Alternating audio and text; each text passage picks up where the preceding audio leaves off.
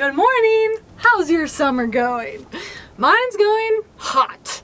I feel like it's been hotter every single year. I don't know, maybe it's just me. I do a couple things to stay cool. I actually have an air conditioner in here, but I also spend most of my time outside. So I like to stay at high mountain, rivers, lakes, and streams during summer months, which I'm going to be doing today. I'm going to be taking you to find this little secret swimming cove. And then later, I'm going to take you to one of my favorite classic car shows of the year. First, I have to pick up my little brother. So I have to go pick him up at the airport because he wanted to come with me. So make sure you stick around if you like classic cars and, you know, swimming in secret swimming holes as well. First, I need to eat my breakfast and try to stay cool because it's already like 90 degrees out. Let's eat something. I'm having blueberry protein pancakes. I actually add a scoop of my collagen in as well for a boost of protein. One of my favorite things about living and traveling in a truck camper is that I can make pancakes. What's your favorite thing to have for breakfast? You have to let me know. One time somebody actually told me that my face looked like a pancake in the comments. I don't think my face looks like this. Do you? I don't know. Maybe I'm wrong. Maybe that means I have a tasty face because this pancake's pretty tasty, and to that I say thank you and cheers. I'm gonna eat my face now. You gotta laugh at yourself sometimes. You can't be too serious. Let's go. Lead the way. Oh yeah. See that cave down there? Look at the beautiful view. Looks like I'm in the Caribbean, but I'm not. I found this secret little cove down here. I had to climb down that sketchy, steep path, but we're almost there. I think we're gonna make it. Let's get in the water. I'm ready for the water. Wow, this is really steep. That is so beautiful though. Okay, that was certainly an adventure.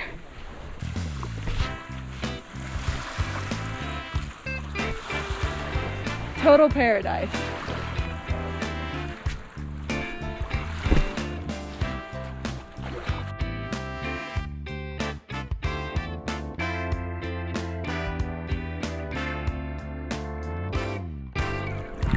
So many huge rocks. It's so clear.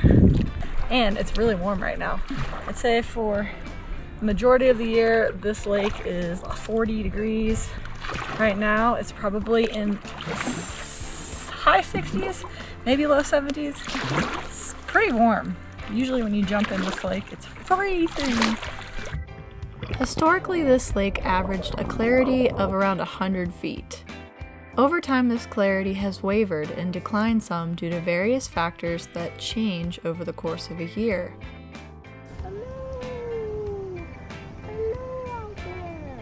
But it's still incredibly clear compared to so many other lakes in the world. The summer months can actually be some of the worst times for clarity due to very fine sediment particles and algae growth in the upper layers of the lake. Winter, though, brings the best clarity with its frigid and still waters. It makes for an absolutely perfect lake to paddleboard on because not only can you see below from above, but you can also put your camera under and peek into the underwater world below you. Look, there's a little tiny fish in there. Probably couldn't even catch that guy if I tried. Perfect way to start ending the summer. Get some nice clear water.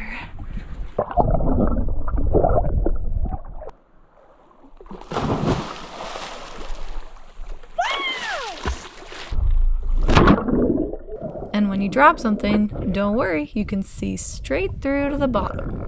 That is the sketchy trail that I took down here to this little secret beach right here. Sketchy trail, secret beach. It really doesn't get much more beautiful than this. You notice that fire pit to my left that's halfway submerged? I'll have to come back and camp down here when the water's not so high. It'd be perfect for the cave. It's a secret cave of the cove. I wonder if there's any treasures hidden in here. Doesn't look like it. Doesn't go back very far. Pretty cool. Super glad we found this little cove. I'll definitely be back. But the sun was setting and it was time to get some rest for the car show tomorrow.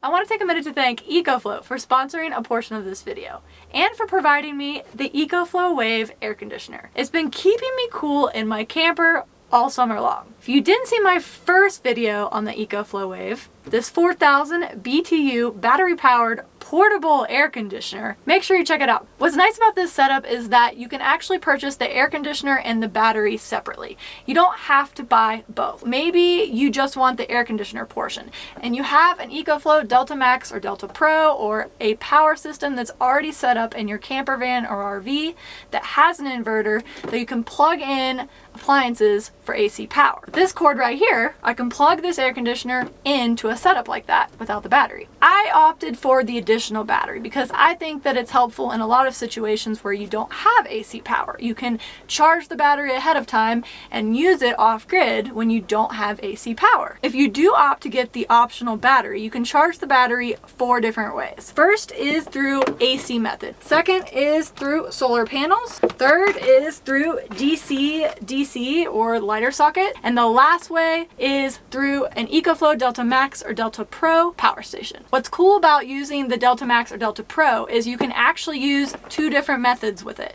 You can use the AC power outlets when the power station's on, or you can use the lighter socket outlet. I chose this truck camper layout when I chose this truck camper for the livability of it, but this floor plan didn't leave room for the option for an air conditioner. So before I had the EcoFlow Wave, I was suffering through summers in the heat. If you have a camper van or an RV and you don't have air conditioner, the EcoFlow Wave can be an awesome alternative to being miserable and hot during the summer. So if you're tired of being hot, head to the link in my description to order your EcoFlow Wave. Use my code HANNAHWAVE to save an extra $50 off your EcoFlow Wave order. Thank you again to EcoFlow for sponsoring that portion of this video.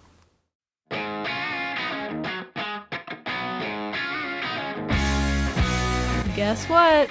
It's that time of year again. Classic cars and rock and roll. Whether it's a muscle car or a vintage cruiser, the nostalgia is what I love the most. So grab some popcorn and sit back. Let's see what cars we've got this year.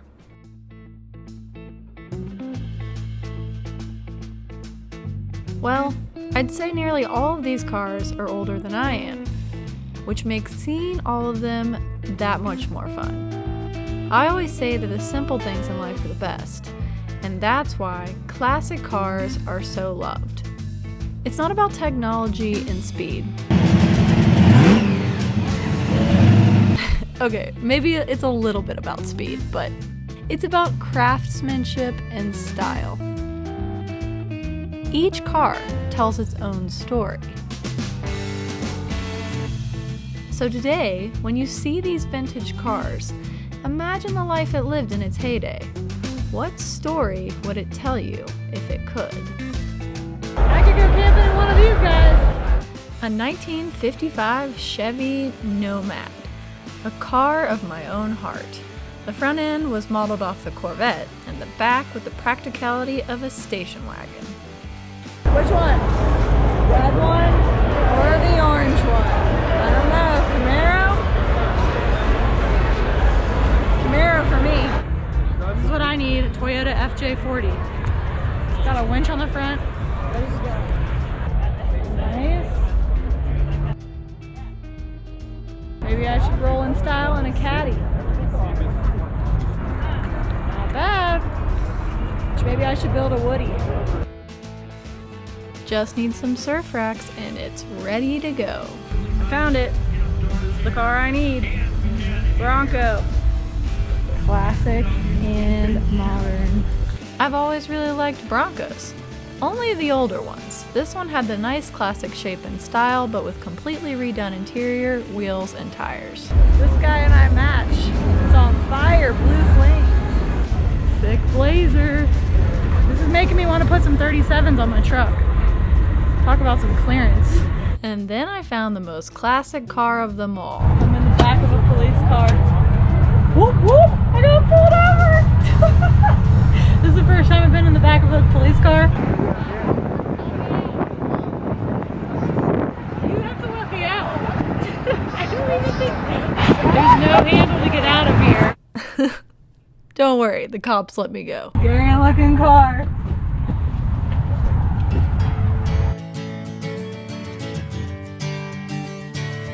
Every dog has its day, and this Chevy Impala was quite the looker. I love the interior. Talk about a classic. There's an 8-track in the front seat. See? There's the 8-track. Check out that background. What a sky.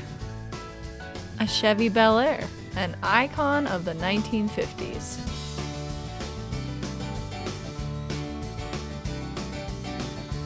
And the classic Cougar. I tried to find a 1969 all evening, but no such luck. My first time seeing a Willys wagon, apparently the predecessor to the station wagon. Who would have known? And then we saw an ice cream truck. So obviously I had to get ice cream. And I was with my brother. So we both got ice cream. Moving on. There weren't that many vans at this show, but there sure were a lot of green trucks.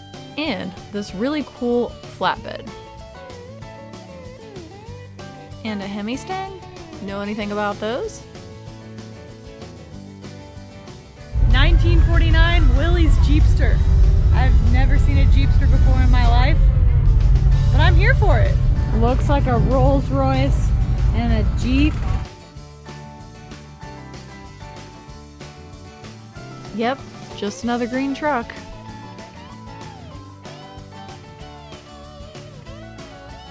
'57 Chevy Corvette. That's all, folks. Good night.